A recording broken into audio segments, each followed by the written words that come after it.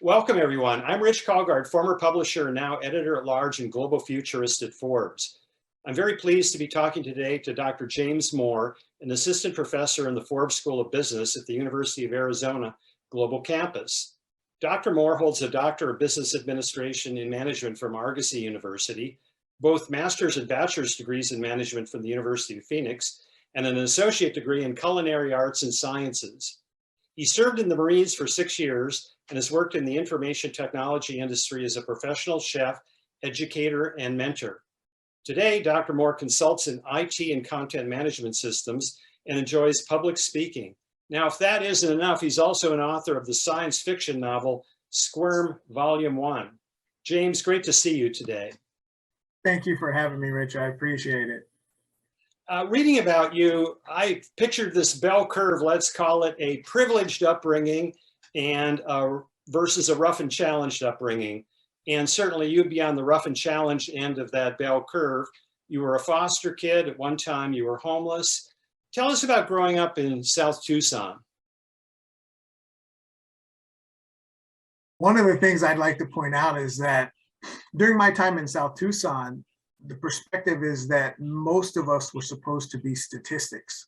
And then I would add to that, the foster care, homelessness, the things that the family went through. It made life kind of tough at times. And there were times that maybe it even seemed a little bit hopeless.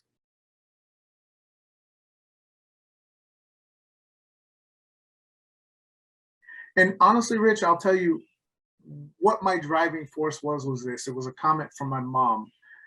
It was November 17th, 1983. And she put me on a bus and took me to a shelter home because they were done with me. And the last thing that she said to me was, you'll probably never amount to anything, and most likely you'll end up on a corner somewhere selling drugs. And when I think back about that, it makes me a little bit emotional. But I remember feeling my heart break. And my thought was, you'll never be right. Never. You'll never, ever, ever be right. So I tried to take that despair and turn it into fuel.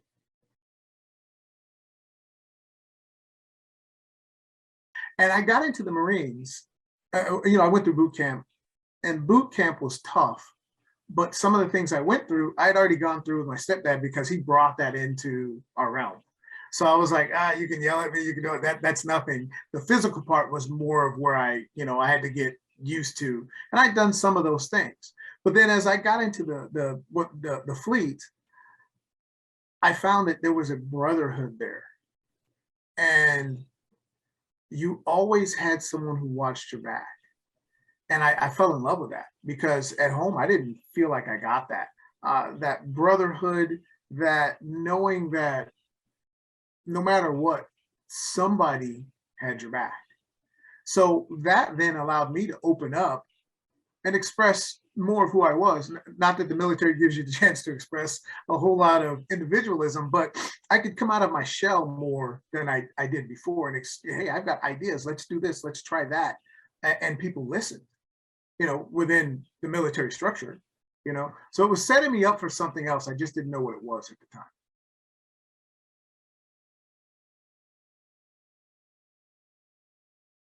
Your advice to kids who have backgrounds similar to yours, and why, despite all the hurdles they may have to get over to get the kind of education that will serve them well, all the hard work, dealing with all the frustrations, it's worth it.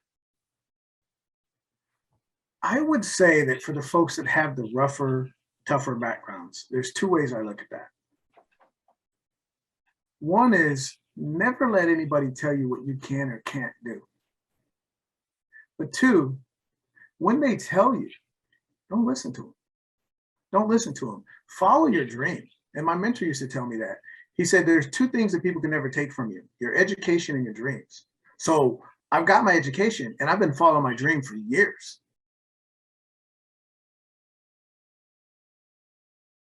Your advice to making career changes, whether they're sort of adjacent moves or bigger moves, for people who are contemplating that second or third or fourth act? If you do what you love, it's not really work. And I'd been told that, and I'd heard that dozens of times.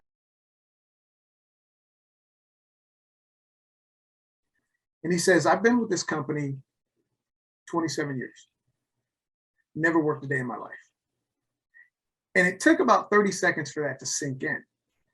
And I thought, okay, this gentleman loves what he does. And he explained that to me. And I mean, he had, like, you could tell by the way he worked, he had a passion about what he did. And I thought, I get it now. But what was really ironic and really cool is the guy who really had that sink in was a locksmith.